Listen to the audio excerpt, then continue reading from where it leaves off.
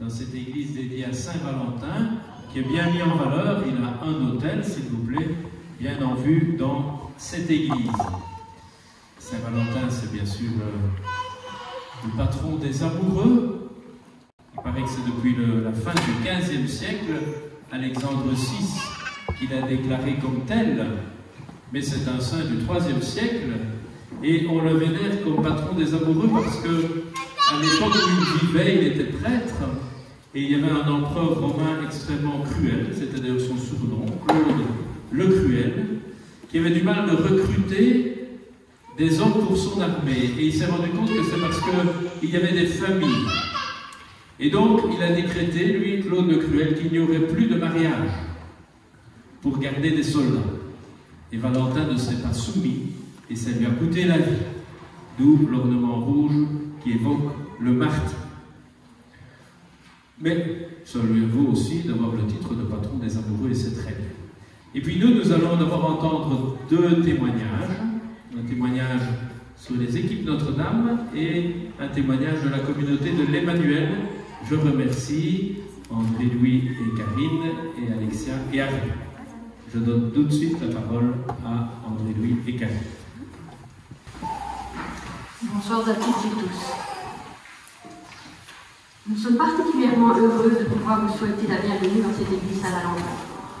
Nous nous réjouissons de votre présence et de la joie de pouvoir célébrer avec vous votre amour et le nôtre, à travers ce beau moment où nous pouvons tous ensemble rendre grâce. Nous remercions l'abbé Pascal Roger et son équipe pastorale de nous accorder ce petit moment de témoignage. Aujourd'hui, nous ne sommes pas chargés de vous faire croire, mais nous allons simplement vous dire et vous partager ce qui nous a soutenus dans notre vie de couple jusqu'à aujourd'hui. Alors nous sommes jeunes mariés depuis maintenant 27 ans. Nous avons 4 grands-enfants âgés de 17 à 24 ans. Il n'a pas été rare, durant toutes les années d'études de nos enfants, primaires, secondaires et études supérieures, qu'ils reviennent à la maison en nous disant « Papa, maman, vous êtes une denrée rare. » Ah bon? Et pourquoi? Eh bien, dans ma classe, ou parmi mes amis, nous sommes 2 à être l'exception, parfois 3, 4 ou 5, mais rarement plus. Exception de quoi?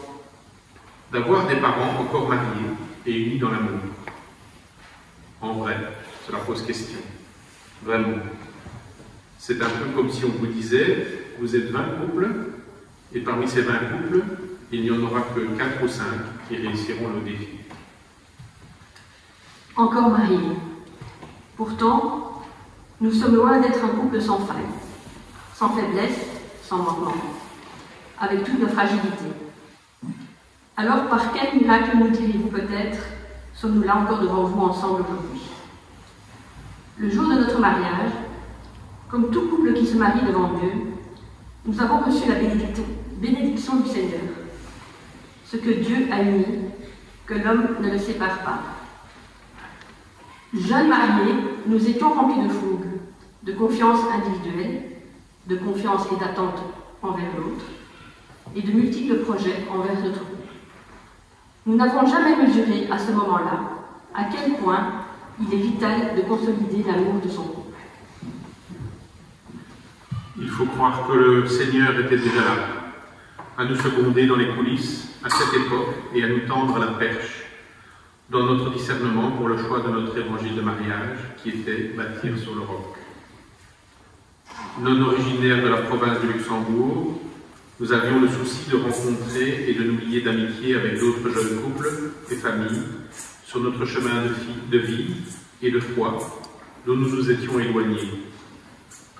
Nous avons eu la chance de rencontrer l'abbé Jean-Marie Jadot qui nous a invités à rejoindre un mouvement chrétien à Arles, en l'occurrence les équipes Notre-Dame.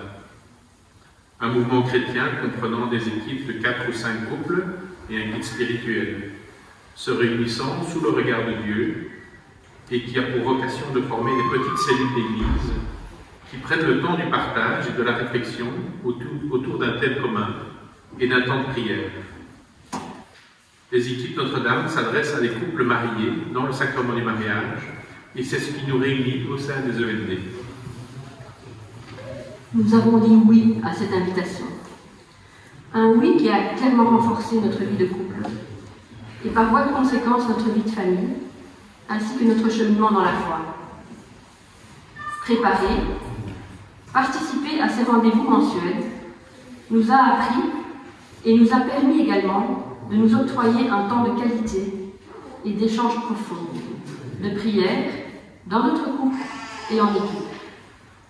Cela nous a aidé à progresser énormément sur le dialogue, la communication en profondeur et en vérité surtout, au sein de notre couple, ainsi qu'à respecter le conjoint et les autres membres de l'équipe dans les différences. Nous restons les pieds sur terre. Vivre en couple n'est pas toujours facile. Vivre en équipe non plus d'ailleurs. Mais nous y avons appris la confiance, la tolérance, le respect du rythme et de la personnalité de chacun, l'écoute et le pardon.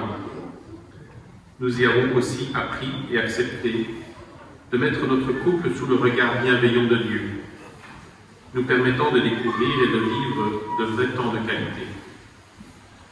Nos rendez-vous en tête-à-tête mensuels nous permettent de déposer nos faiblesses, nos manquements l'un envers l'autre, en vérité, mais aussi toutes nos joies partagées ou ressenties, à la lumière de l'Évangile et au nom de l'amour dans lequel le Seigneur nous a unis.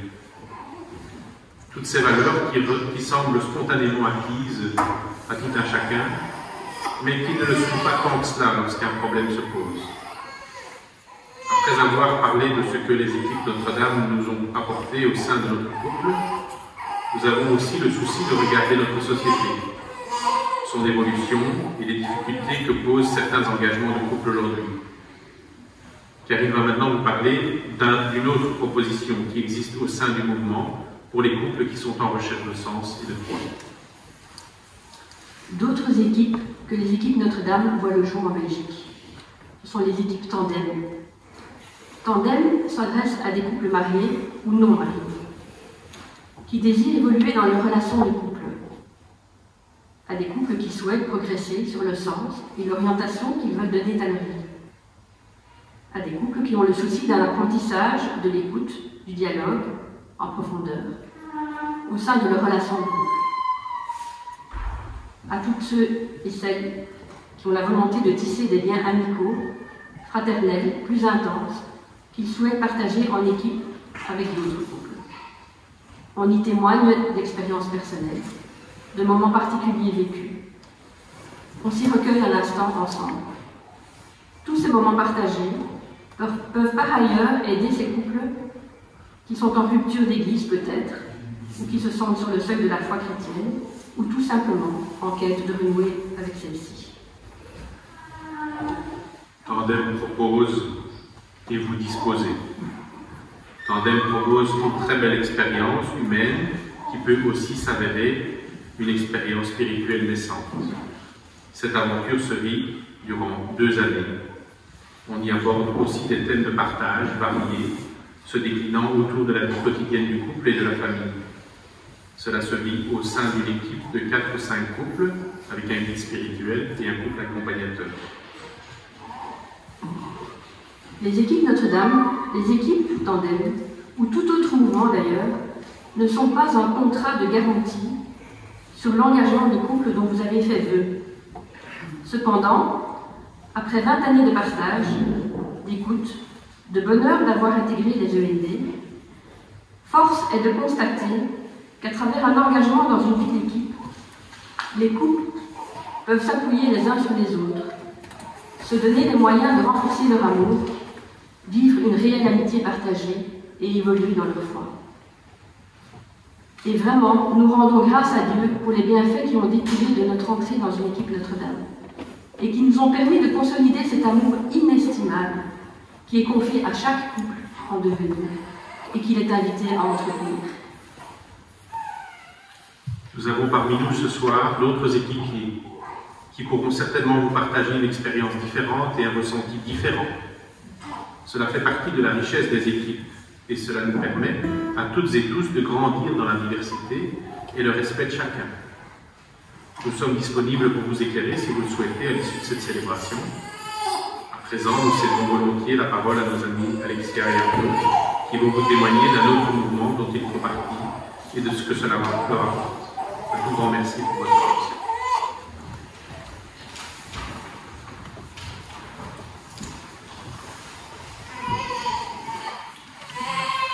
Bonsoir à tous. Nous sommes mariés depuis 22 ans. Nous avons 4 enfants. Cela fait quelques années que nous cheminons avec la communauté Emmanuel. Pour notre couple, c'est important d'avoir un engagement chrétien à nous. Dans une société qui va toujours plus vite, elle nous permet de nous arrêter, de prier, d'avancer, de grandir sur le chemin de la foi, de servir ensemble. Soyons objectifs. Ce temps ressourçant et enrichissant, nous ne le prendrions pas si nous n'avions pas cet engagement. Dans quelques situations que nous nous trouvions, il y a toujours plein de choses à faire. Sainte Jeanne d'Arc a dit « Dieu premier servi ». Aujourd'hui, c'est à contre-courant. Et c'est justement pour cette raison que nous trouvons important de prendre du temps pour vivre notre foi avec d'autres chrétiens. Car tout seuls, nous serions vite mangés tout cru. C'est-à-dire que notre vie de foi sera rangée au placard. Elle sera tellement loin dans la liste des priorités qu'elle sera rapidement remplacée par autre chose. Or, Dieu veut notre bonheur. Dieu nous rend heureux. Vivre avec lui au quotidien est une vraie source de joie et de paix. Je l'ai déjà expérimenté 100 fois. Si je commence ma journée par un temps de prière, elle sera beaucoup plus sereine et joyeuse. Plus je laisse de la place à Dieu dans ma vie, plus je suis comblée. L'un des fruits de notre parcours spirituel est l'amour de l'Eucharistie. Comme dit le bienheureux Carlo Acutis, l'Eucharistie est notre autoroute pour le ciel. La messe est une vraie rencontre avec quelqu'un, le Christ vivant, qui se donne à chacun avec un amour infini. Recevoir Jésus dans l'Eucharistie est une telle grâce qui change toute la vie. Nous sommes conscients qu'en comptant seulement sur nos propres forces, nous sommes fragiles. Avoir un engagement chrétien, c'est remettre Dieu au centre de notre couple et de notre famille. Il s'est engagé avec nous le jour de notre mariage. Nous pouvons compter sur lui. Personnellement, cela m'arrive régulièrement, quand je suis découragée par exemple, de lui rappeler cet engagement vis-à-vis de notre couple. Et la réponse ne se fait pas attendre.